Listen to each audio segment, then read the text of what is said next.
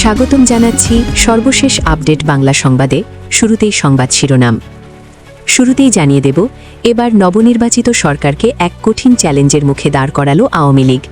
কারাগারে বন্দী আওয়ামী লীগের শীর্ষ নেতাদের মুক্তি না দিলে রাজপথে মরণপণ লড়াইয়ের ঘোষণা দিয়েছে দলটি।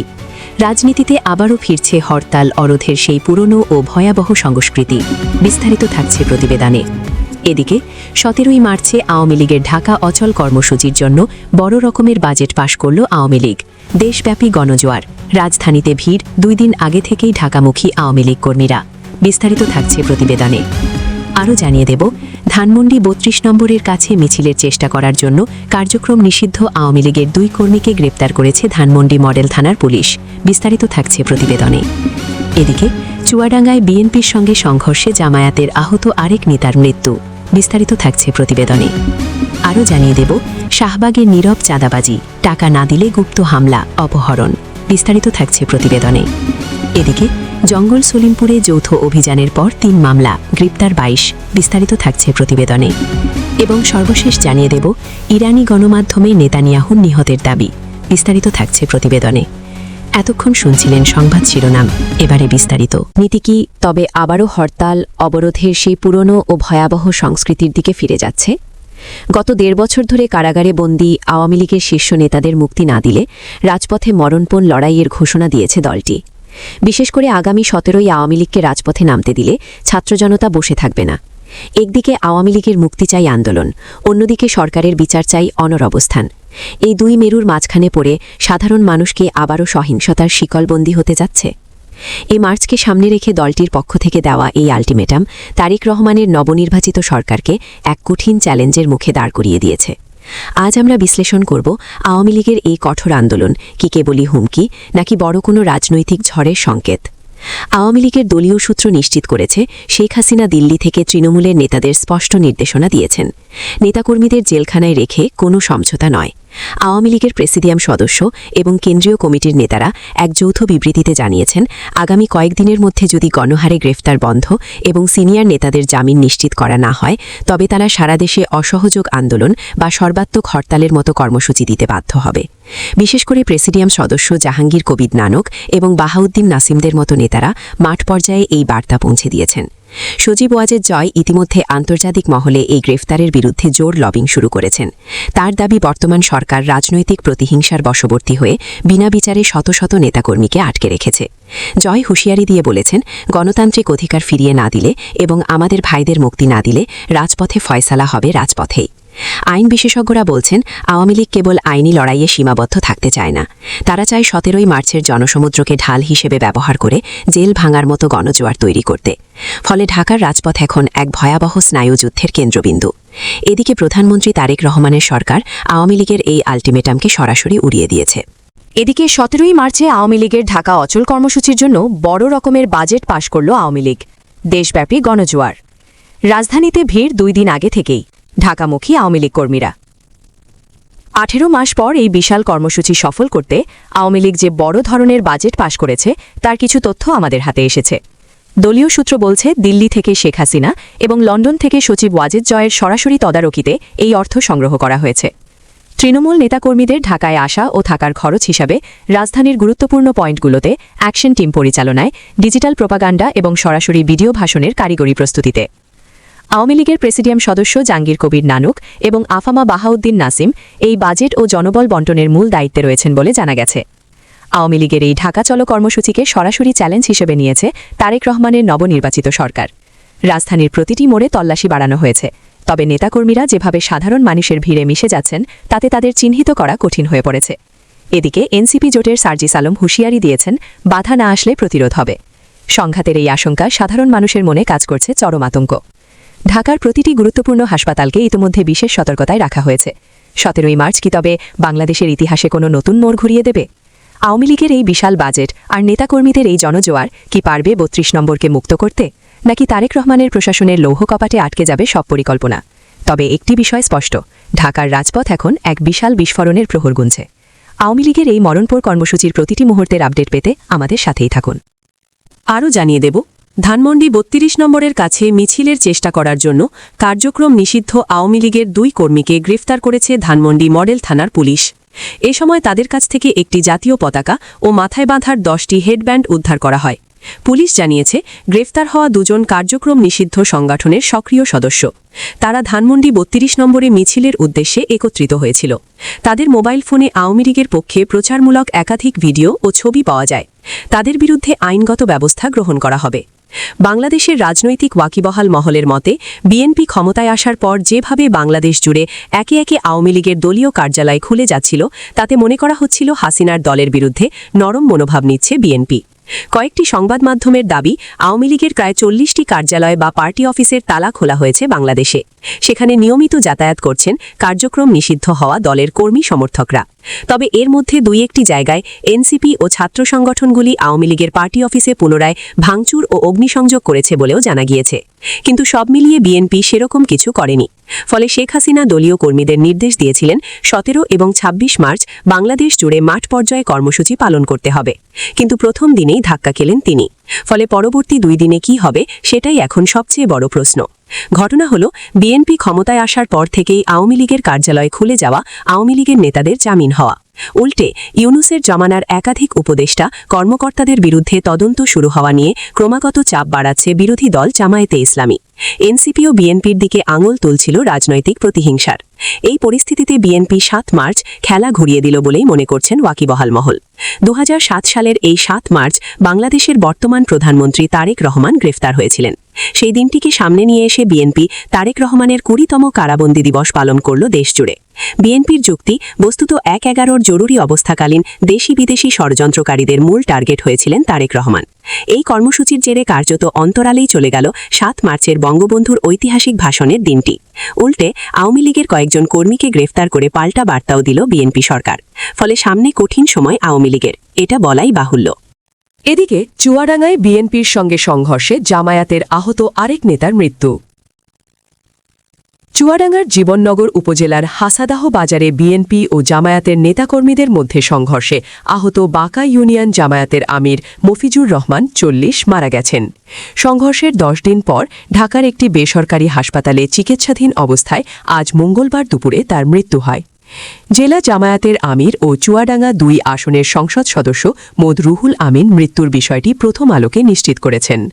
একই ঘটনায় ওই জামায়াত নেতার ভাই ও জীবননগর শহরের জুয়েলারি ব্যবসায়ী জামায়াতের কর্মী হাফিজুর রহমান গত 28 ফেব্রুয়ারি মধ্যরাতে মারা যান। সংসদ সদস্য রুহুল আমিন বলেন, প্রয়োজনীয় আনুষ্ঠানিকতা শেষে মফিজুর রহমানের মরদেহ আজই গ্রামে নেওয়া হবে এবং সেখানে জানাজা শেষে দাফন করা হবে। পুলিশ ও দলীয় সূত্রে জানা গেছে, পূর্ববিরোধের জেরে 28 ফেব্রুয়ারি রাতে বিএনপি ও জামায়াতের নেতাকর্মীরা হাসাদাহ বাজারে সংঘর্ষে জড়িয়ে পড়েন। এতে উভয় পক্ষের অন্তত 6 জন আহত হন। আহত ব্যক্তিদের মধ্যে বাঁকা ইউনিয়ন জামায়াতের আমির মফিজুর রহমান, তার ভাই হাফিজুর রহমান এবং তাদের বড় ভাইয়ের ছেলে মাহফুজুর রহমানকে গুরুতর অবস্থায় জীবননগর উপজেলা স্বাস্থ্য কমপ্লেক্সে নেওয়া হয়। পরে তাদের 3 জনকে ওই রাতে যশোর 500 শয্যার জেনারেল হাসপাতালে নেওয়া হয়। সেখান থেকে ঢাকায় নেওয়ার পথে হাফিজুর মারা যান। এই ঘটনায় নিহত ব্যক্তির বড় ভাই আমির হোসেন বাদী হয়ে 1 মার্চ রাতে উপজেলা বিএনপির যুগ্ম সাধারণ সম্পাদক ও সীমান্ত ইউনিয়ন পরিষদের সাবেক চেয়ারম্যান মোদ মুঈনুদ্দিন সহ 8 জনের নাম উল্লেখ করে এবং অজ্ঞাতনামা 8 থেকে 9 জনকে আসামি করে জীবননগর থানায় একটি হত্যা মামলা করেন। সংঘর্ষে আহত বিএনপির কর্মী জসিম উদ্দিন ও হাসাদাহ ইউনিয়ন বিএনপির সাধারণ সম্পাদক আব্দুস সালাম হামলায় অংশগ্রহণকারী জামায়াতের নেতাকর্মীদের নামে 1 মার্চ জীবননগর থানায় মামলা করতে গেলে পুলিশ তাদের 2 জনকে 54 ধারায় গ্রেফতার করে আদালতে সোপর্দ করে। পরে নিহত ব্যক্তির ভাই মোদ আমির হোসেন বাদী হয়ে মামলা করলে পুলিশ কারাবন্দী জসিম উদ্দিনকে আলোচিত মামলায় গ্রেফতার দেখায়। এছাড়া গোয়েন্দা শাখা, ডিবি ও জেলা পুলিশের cyber crime unit 2 March Damurhuda উপজেলার জয়রামপুর এলাকা থেকে মামলার মূল আসামি মেহেদী হাসানকে গ্রেফতার করে। আরও জানিয়ে দেব, শাহবাগে নীরব চাঁদাবাজি, টাকা না দিলে গুপ্ত হামলা, অপহরণ। আমি এত বছর রাজনীতি করছি, এখন কি আমি না খেয়ে থাকব? ভাই, আমি এখন শ্রাবণ মাসের পাগলা কুত্তার মতো হয়ে গেছি। মনে করেন আমি পাগল হয়ে গেছি। পাগল হয়ে গেলে সবার কাছ থেকেই ধরতে হয়। কথাগুলো বলছিলেন রাজধানীর শাহবাগে ওষুধের ব্যবসা নিয়ন্ত্রণের অভিযোগ ওঠা তাসকিন গাজী। কোনো পদ না থাকলেও তিনি নিজেকে ছাত্রদল বা বিএনপির নেতা পরিচয় দেন।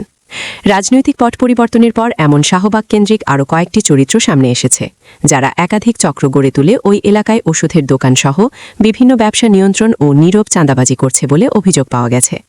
ভুক্তভোগীদের অভিযোগ, এসব চক্র ব্যবসায়ীদের কাছ থেকে এককালীন ও মাসিক ভিত্তিতে নির্দিষ্ট হারে টাকা নিচ্ছে। চাঁদার টাকা না পেয়ে দোকানকর্মীকে হুমকি, তুলে নিয়ে অর্থ আদায়, এমনকি গুপ্ত হামলা করে লুটপাটের ঘটনাও ঘটছে। এছাড়া অ্যাম্বুলেন্স, বাংলাদেশ মেডিকেল বিশ্ববিদ্যালয়ের আইসিইউ, ফুটপাথের চাঁদা ও ফুলের মার্কেট কেন্দ্রিক আলাদা চাঁদাবাজ গ্রুপ সক্রিয় রয়েছে। সর্বশেষ গত ২৭ ফেব্রুয়ারি চাঁদার টাকা না পেয়ে পরিবাগ সুপারমার্কেটের একটি ওষুধের দোকানের কর্মচারীর ওপর গুপ্ত হামলা করা হয়। লোহার রড দিয়ে এলোপাতারি পিটিয়ে তাকে আহত করে ৫২,০০০ টাকা ও প্রায় ২৫,০০০ টাকা মূল্যের মুঠোফোন ছিনিয়ে নেওয়া হয়েছে। এর আগে ওই দোকানে ছাত্রদল নেতা পরিচয় দেয়া মোহাম্মদ মিথুন ও মোহাম্মদ বাইজিদ মোল্লা ১ লাখ টাকা চাঁদা চেয়েছিল বলে অভিযোগ ব্যবসায়ীদের। এ ঘটনায় শাহবাগ থানায় একটি মামলাও হয়েছে। এ ঘটনার সূত্র ধরে শাহবাগের Aziz supermarket, Shahbag medicine market, বিপণী বিতান মেডিসিন মার্কেট, পরিবাগ চাঁদ মসজিদ মার্কেট ও পরিবাগ সুপারমার্কেটের ১০ ব্যবসায়ীর সঙ্গে কথা হয় প্রথম আলোর। তারা জানান, ২০২৪ সালের ৫ আগস্ট গণ অভ্যুত্থানে শেখ হাসিনা সরকারের পতনের পর এই এলাকায় স্থানীয় কিছু ব্যক্তির উৎপাত শুরু হয়। অনেক ব্যবসা প্রতিষ্ঠানে তালা দেয়া হয়। পরে বিভিন্ন পক্ষের সঙ্গে সমঝোতার মাধ্যমে পুনরায় ব্যবসা শুরু করতে পারেন তারা। এদিকে জঙ্গল সালিমপুরে যৌথ অভিযানের পর ৩ মামলা, গ্রেফতার ২২। চট্টগ্রামের সীতাকুণ্ড উপজেলার জঙ্গল সালিমপুর এলাকায় যৌথ বাহিনীর অভিযানে বিপুল পরিমাণ অবৈধ অস্ত্র, গোলাবারুদ ও বিস্ফোরক উদ্ধারের ঘটনায় ৩টি মামলা দায়ের করা হয়েছে। অস্ত্র ও বিস্ফোরক আইনে মামলাগুলো করা হয়েছে এবং এখন পর্যন্ত এই ঘটনায় ২২ জনকে গ্রেফতার করা হয়েছে বলে নিশ্চিত করেছে পুলিশ। মঙ্গলবার ১০ মার্চ সকালে সীতাকুণ্ড থানায় পুলিশ ২টি ও র্যাব ১টি মামলা করে। এরপর দুপুর ১:৩০টার দিকে চট্টগ্রাম রেঞ্জ ডিআইজির কার্যালয়ে সংবাদ সম্মেলনের মাধ্যমে অভিযানের বিস্তারিত জানানো হয়। চট্টগ্রামের অতিরিক্ত পুলিশ সুপার শিল্পাঞ্চল ও ডিবি মোহাম্মদ রাসেল জানান, অভিযানে উদ্ধারকৃত সামগ্রীর মধ্যে রয়েছে ৩টি আগ্নেয়াস্ত্র, একটি বিদেশি পিস্তল, একটি দেশীয় পিস্তল, একটি এলজি, ২৭টি পাইপগান, ৩০টি পিস্তলের ম্যাগাজিন, ৫৭টি অস্ত্র ডেরির পাইপ, ৬১টি কার্তুজ ও মোট ১,১১৩ রাউন্ড গুলি। তিনি আরও জানান, এছাড়া এই অভিযানে ১১টি ককটেল ও পাইপগান তৈরির লেথ মেশিন সহ বিপুল পরিমাণ অস্ত্র তৈরির সরঞ্জামও উদ্ধার করা হয়েছে। অস্ত্র ও বিস্ফোরক আইনে করা পুলিশ ও র্যাবের ৩ মামলায় ইতোমধ্যে আটক ২২ জনকে গ্রেফতার দেখানো হয়েছে। সংবাদ সম্মেলনে র্যাব 7-এর অধিনায়ক লেফটেন্যান্ট কর্নেল হাফিজুর রহমান বলেন, উদ্ধার হওয়া গোলাবারুদের মধ্যে 7.62 মিলিমিটার, 9 মিলিমিটার ও .22 বোরের গুলি রয়েছে। তিনি আরও বলেন, এসব গোলাবারুদ সাধারণত মিয়ানমার সীমান্ত অঞ্চলে ব্যবহৃত হয় এবং এগুলো বাংলাদেশের কোনো সরকারি উৎস থেকে আসেনি। অভিযানে ধরা পড়ে যে জঙ্গল সালিমপুরে অপরাধীরা একটি শক্তিশালী হাব তৈরি করেছিল, যা ভেঙে দেওয়া হয়েছে। চট্টগ্রাম রেঞ্জের ডিআইজি আহসান হাবিব পলাশ সংবাদ সম্মেলনে বললেন, আপাতত জঙ্গল সালিমপুরে পূর্ণাঙ্গ থানা স্থাপনের পরিবর্তে একটি তদন্ত কেন্দ্র স্থাপনের প্রস্তাব দেয়া হবে। আরও জানিয়ে দেব, ইরানি গণমাধ্যমে নেতানিয়াহুর নিহতের দাবি।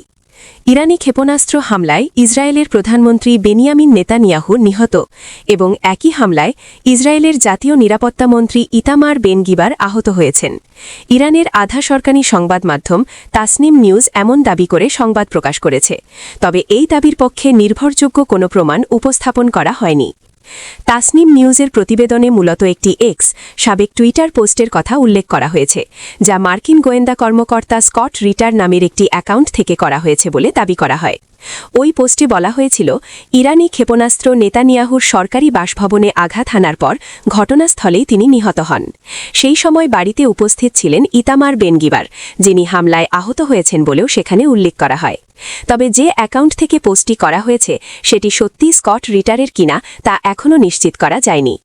ফার্সি ভাষার প্রতিবেদনে হামলার সরাসরি কোনো প্রমাণ বা ক্ষতিগ্রস্তের নিশ্চিত তথ্য দেওয়া হয়নি, বরং কয়েকটি পরিস্থিতিগত বিষয় তুলে ধরা হয়েছে।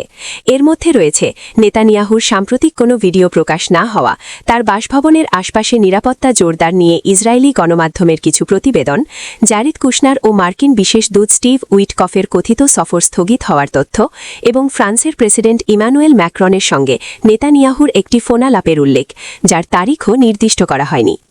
ইসরায়েলের প্রধানমন্ত্রীর দফতরও এ বিষয়ে এখন পর্যন্ত কোনো আনুষ্ঠানিক প্রতিক্রিয়া জানায়নি।